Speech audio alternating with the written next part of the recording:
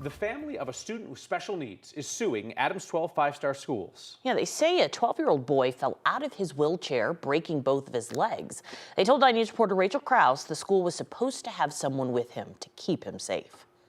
Patricia Portillo says her 12-year-old son Esdras used to be happy, optimistic, a motivated young man. But in the nearly 2 years since his fall at Rocky Mountain Elementary School, she says he's changed. Desde entonces, él es un niño diferente, triste, sufrió de depresión, estuvo con medicamento por meses y pues ya 2 años y no le vemos alcanzar donde él estaba, donde él había avanzado. Esdras is disabled. He needs supervision at school. On May 10th, 2022, Patricia says her son was left to get from the support needs room to his homeroom alone. According to the lawsuit filed by his family, Esdras lost control of his wheelchair and went down a ramp, then slammed into a wall, breaking his legs. His mom was never notified. Esdras was never given help. Patricia says the district denied he was hurt at school. Entonces, yo fue cuando investigué, pedí ver el video de los pasillos de la escuela con la directora y miré el video y para mí fue algo duro ver cómo Esdras se impactó contra la pared y sin ayuda de nadie, sin supervisión de nadie y que solo me dijeran, lo siento. And frankly, look, this has been a life-altering event for this child, for his family, and we think that the school should bear some responsibility for it. Igor Rakin, the family's attorney, says the district failed Esdras that day. Patricia says they hope this lawsuit forces Rocky Mountain Elementary to finally take responsibility for what happened to her son and make sure special needs kids like Esdras get the help they deserve. Y no me gustaría como madre que otra familia pase lo que nosotros hemos vivido con todo esto.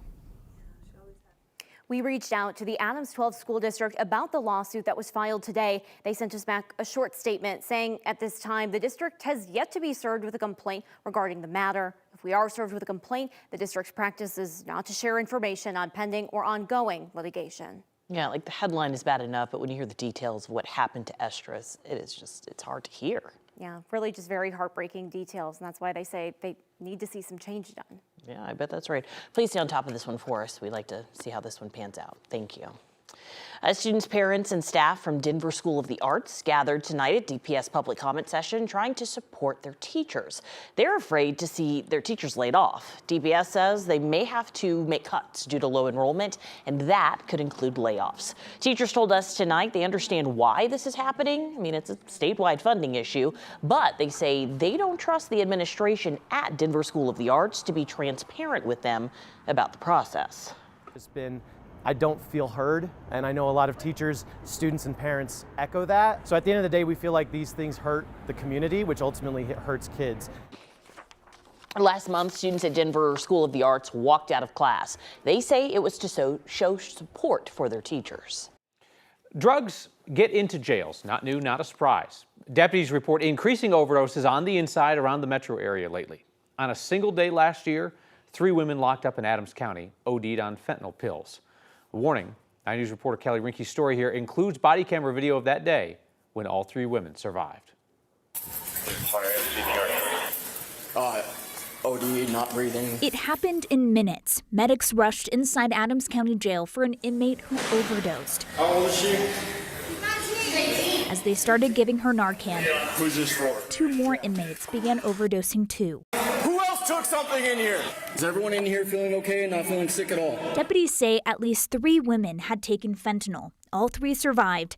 They eventually arrested a 4th inmate for passing out the pills. What we're seeing out in public and on the streets, we're also seeing inside of our detention facility. So it's in a very intense and stressful situation, just period, when you're seeing people go down, not really sure what's going on. Calls like this are happening more often in county jails. Deputies in Jeffco saw at least 43 overdoses last year, up from 28 in 2022. And Arapahoe County, 13 in 2023, more than double the year before. The women in Adams County Jail were part of the 50 inmates who overdosed last year. From what we're seeing is, honestly, our staff inside the jail are using it as much, if not more, than a lot of our deputies out in the community. The inmates suspected of sneaking in fentanyl hid it during booking. They hide it on their person somehow.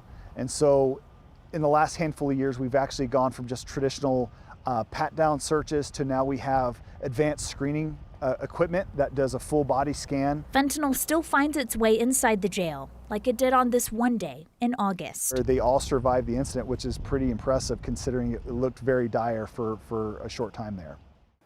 Adams County says they've also stopped attempts to smuggle in drugs through the mail. Oftentimes narcotics are infused in the ink on the paper or hidden in the seams of envelopes, Kyle. The old school techniques.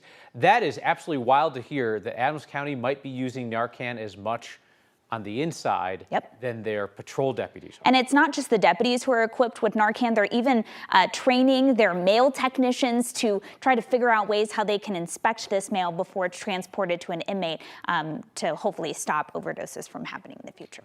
Kelly Rinke, thank you. Tonight, CDOT is looking into damage on the Dahlia Street Bridge over I-76 in Commerce City after a tractor trailer hit the bridge and dropped oil, debris, and equipment onto the interstate. I-76 westbound is still closed tonight. In the last couple of hours, the eastbound lanes did reopen. During the evening commute, closures on the interstate and the bridge above caused some pretty big backups in that area. Bills headed to the governor's desk that would ban the use of the discredited medical term excited delirium on official reports. Today, Colorado State Senate approved that bill. A 9 News investigation last year found that the term has been linked to more than 225 deaths across the country, including that of Elijah McClain. Many medical organizations have debunked the idea of excited delirium, saying it's not a real medical condition. It's often used to justify excessive force by law enforcement. If the governor signs this into law, the bill would ban the term from being used in incident reports or as a cause of death on a death certificate. Today, jury selection started in the trial of a truck driver charged with killing 5 people in a crash. Back in June 2022, Jesus Puebla was driving 70 miles per hour and slammed into a car, killing 5 members of the Godinez family. Puebla did not have a proper commercial driver's license. The trucking company he worked for did not have insurance. The U.S. Postal Service contracted that truck that didn't have working brakes. The Postal Service canceled its contract with the company a year later. Puebla faces 5 counts of vehicular homicide. Opening statements could start as soon as tomorrow. Giving you a live look outside tonight as we look ahead to some warm weather this week. Perfect timing. Tomorrow night is the first day of spring. You wouldn't know it up in Gilpin County. They're still digging out after they got 62 inches of snow in a couple of places last week. They say that they have made significant progress. The county tells us that all maintained roads have at least 1 lane plowed. Oh my goodness. That means that there's folks on roads that are not maintained that if they haven't dug themselves out, Kathy, they're waiting. And they're on the map now, Kyle. Aspen Springs in Gilpin County, just about everybody knows where that town is right now. North of Black Hawk, north of Pagosa Springs. That town picked up the most snow in this most recent storm. 5 feet plus that they're still, as you mentioned, dealing with tonight. And there's still snow around the downtown Denver area, but outside it is a beautiful evening. Fair skies, light winds. It was a mild afternoon. We have spring beginning tomorrow. The vernal equinox is about this time tomorrow night. A quiet week, a first full week of spring, and then we've got a storm for the weekend that could bring some rain showers by Sunday afternoon. Still mild this hour in the mid 40s. That storm system to the west and south of us, that's our storm from last week. It drops south, cut off from the main flow, but it will be on the move toward the east tomorrow. Lower elevation still dealing with the dry northwest flow, so we have a beautiful forecast for this evening and for tomorrow. I'll have that extended outlook in detail in just a bit.